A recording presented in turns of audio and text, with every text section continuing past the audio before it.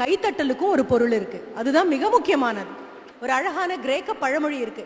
எந்த நாட்டுல இந்த மரத்தை நட்டு இந்த மரத்துல காய்க்கக்கூடிய பழத்தை சாப்பிட நான் உயிரோடு இருக்க மாட்டேன்னு தெரிஞ்சும் ஒரு முதியவன் மரத்தை நடுறானோ அந்த மாதிரி முதியவர்கள் இருக்கக்கூடிய நாடு முன்னேறும். நாங்க எல்லாம் யாரோ நட்ட மரத்துல இருந்து கனியை பறிச்சு சாப்பிட்டுட்டு இருக்கோம். இதோ இந்த ஒரு சொல் கேளீர்ல நாங்க விதைகளை கொண்டு வந்து தூவிட்டு போறோம்.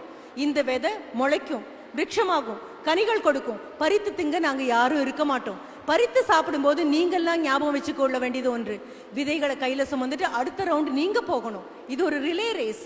ஏதோ எல்லாரும் கொடுப்பாங்க, நம்ம வாங்கிக்கிறது மட்டும்தான் இளமை இல்லை, திருப்பி கொடுக்கவும் இளமைக்கு தெரியணும். ஏன் சொல்றேன் தெரியுமா? உங்களை நீங்களே வச்சு செல்ஃபி போட்டோகிராஃப் எடுத்துக்கொள்ளக்கூடிய இனமாக மாறி போயிட்டீங்க. எங்களுக்கு அது தெரியாது.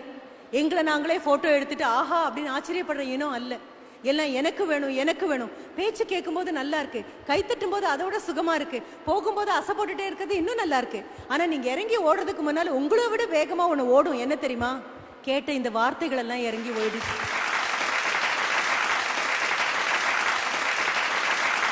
அதுதான் சத்தியம், அதுதான் உண்மை. வீட்டுக்கு போங்க, திரும்பி காலையில கடிச்சு கசக்கி வீசிட்டு வந்த அப்பா அம்மாவை பார்த்து ஒரு சின்ன புன்னகை கொடுங்க, தப்பே கிடையாது. கால் செருப்பை கழட்டி விடும்போது சிரிப்பையும் கழட்டி விட்டுட்டு தானே வீட்டுக்குள்ள போறீங்க. இப்ப திரும்பி போய் பாருங்க, அம்மா கிட்ட சாப்பிட்டியான்னு கேட்கலாம், தப்பே இல்லை. அப்பா உங்க கை கால் எப்படி இருக்குன்னு கேட்கலாம், தப்பே இல்லை. அப்பா வண்டியை தொடச்சு கொடுக்கலாம், தப்பே இல்லை. அப்பாவுடைய சட்டையை அயர்ன் பண்ணி கொடுக்கலாம், தப்பே இல்லை. அம்மாவுக்கு அடுக்கலையில் ஒரு டம்ளர் காஃபி போட்டு கொடுக்கலாம், தப்பே இல்லை. இதெல்லாம் தப்பு இல்லைன்னு புரிஞ்சா மட்டும்தான் இளைஞர்கள் முதுகெலும்போட தியாகம் செய்கிறார்கள் என்று அர்த்தம். ஒரு என்எஸ்எஸ்க்காகவும் ஒரு என்சிசிக்காகவும் ரோட செப்பனிடுறதும் மரம் இடுறதும் தண்ணி ஊத்துறதும் எவ்வளவு முக்கியமோ அவ்வளவு முக்கியம்.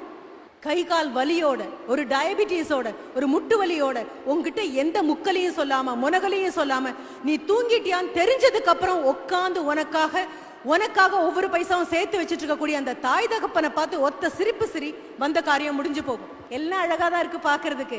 ஆனா இன்னும் 3 வருஷம் கழிச்சு 20 லட்சம் 30 லட்சம் அப்பா பிஎஃப்ல போட்ட பணத்தை எல்லாம் கடன் வாங்க வச்சு ஊரறிய மிக பிரம்மாண்டமாக எல்லா அலங்காரமும் பண்ணிட்டு கல்யாணம் பண்ணிட்டு ஓட்டாண்டியா பெற்றவர்களை விட்டுட்டு போறீங்களே, அப்போ இந்த மீட்டிங் ஞாபகம் இருக்குமா உங்களுக்கு எல்லாம்? எத்தனை பேர் மனசுல முடிவெடுத்திருக்கீங்க? எந்த செலவும் இல்லாம என்ன எனக்காக திருமணம் செய்து கொள்ளக்கூடிய நபரை தேர்ந்தெடுப்பேன். 40,000 ரூபாய்க்கு புடவை வாங்குறது, ஒருவேளை கட்டிட்டு அப்படியே மடிச்சு உள்ள வைக்கக்கூடியது. 20,000 ரூபாய்க்கு ஒரு பெரிய ஆல்பம் பண்ண வேண்டியது. ஒரு நாள் சிண்ட்ரெல்லா கதைகள் மாதிரி மாறிட்டு வரும்.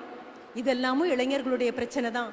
இதை விட பெரிய பிரச்சனை, இந்தியா இளைய நாடுன்னு சொல்லிட்டு இருக்கீங்கல்ல, ஜெயிலுக்குள்ள சிக்கி கைதிகளா உட்கார்ந்து இருக்கிறவங்களும் இளைஞர்கள் நிறைய பேர் இருக்காங்க. அதுலயும் 35க்கு கீழே நிறைய பேர் இருக்காங்க.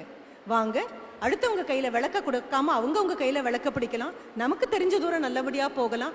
நாம ஊழல் பண்ணாம இருக்கலாம், நாம அன்பா பேசலாம், நாம கடிஞ்சுக்காம இருக்கலாம். என் அளவுக்கு என்னால இவ்வளவு தூரம் நகர்த்த முடியும் அப்படின்னா என் நாடு நீங்க சொல்லாமையே காலை வீசி வீசி வீறு நட போயிட்டு போகும். ஒரு சுபாஷ் சந்திர போஸ் தேவைப்பட்ட போது பிறந்தாரு, காந்தி கூப்பிட்ட போது பிறந்தாரு, நேரு கேட்ட போது பிறந்தாரு. என்ன கேட்கிறோமோ அதுதான் கிடைக்கும். ஊழல் கிடைச்சிருக்கு, கேவலம் கிடைச்சிருக்கு, மிக அற்பமான விஷயங்கள் நமக்கு கிடைச்சிருக்கு அப்படின்னா அமைதியா யோசிச்சு பாருங்க. நீங்க என்ன கேட்குறீங்களோ அது மட்டும்தான் கிடைக்கும். கேளுங்கள், கொடுக்கப்படும். கொடுக்கப்பட்டதுல இல்ல பிரச்சனை, கேட்க தெரியாம கேட்டதுனால பிரச்சனை. இனி அமைதியா உட்காருங்க, கேளுங்க, நிறைய படிங்க, விசாலமாகும் மனசு. நிறைய படிங்க, பாட புத்தகங்களை சொல்லல, கிடைச்சதெல்லாம் படிங்க. பெண்கள் அதிகமா படிக்க தாங்களே ஒரு பிரச்சனையா இருக்கக்கூடிய நிலைமையிலேருந்து வெளியில வருவாங்க. பிரச்சனையை விட்டு வெளியில வந்தா மட்டும்தான் தீர்வு சொல்ல முடியும். பிரச்சனைக்குள்ளேயே நின்னீங்கன்னா பிரச்சனை இன்னும் பெரிய பிரச்சனையாக போகும். பெண்களை பற்றி உள்ள மிக மலினமான குற்றச்சாட்டு காசிப். பெண்கள்னா வம்பு பேசுவாங்க. எந்த பெண்ணை பத்தியாவது அவதூறா ஏதாவது காதல வருமே ஆனால் போதும் நிறுத்துங்கன்னு சொல்ற தைரியம் வந்ததுன்னா 2 தடவை சொல்லுங்க, 3 தடவை சொல்லுங்க. எந்த பெண்ணை பத்தியும் யாரும் அவதூறா பேச மாட்டாங்க. 2வது, புலம்புறதை நிறுத்துங்கப்பா. எப்ப பாரு எனக்கு கிடைக்கல. காலுக்கு செருப்பு இல்லைன்னு புலம்பிட்டு இருந்தவன் காலே இல்லாதவனை பார்த்துதான் புரிஞ்சுக்கிட்டானோ. ஆண்டவன் நிறைய கொடுத்துருக்கான். ஒரு குழந்தையை கூட்டிட்டு ஒரு அம்மா ஒரு மால்குள்ள போன போது அந்த மால்ல அந்த குழந்தை ரொம்ப நல்லா பிஹேவ் பண்ணுச்சு, ரொம்ப நல்ல குழந்தையா இருந்தது. கடைக்காரருக்கு ஒரே ஆச்சரியம், அம்மாவுக்கு ஒரே ஆச்சரியம். கடைக்காரர் மிட்டாய் எடுத்துக்கோ மிட்டாய் எடுத்துக்கோ அப்படின்னு வந்து குழந்தை வேண்டாம் வேண்டாம்னு சொல்லிட்டான். அம்மாவை பார்த்தான், அம்மா எடுத்துக்கோடா வேண்டான்ட்டான்.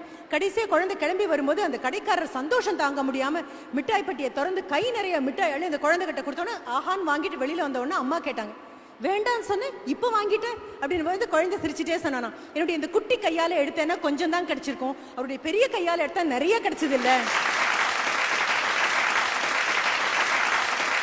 நீங்களா உங்களுடைய குட்டி கைகளால அள்ளி அள்ளி எடுத்திருந்தீங்கன்னா அதிர்ஷ்டம் அவ்வளவுதான் கிடைச்சிருக்கும். ஆண்டவன் தன்னுடைய பெரிய கையால அள்ளி அள்ளி அத்தனை பேருக்கும் கொடுத்திருக்கான். நல்ல தாய் தகப்பன், நல்ல கல்லூரி, நல்ல நண்பர்கள், நல்ல பேச்சு, நல்ல ஆரோக்கியம், நல்ல சாப்பாடு, நல்ல காற்று.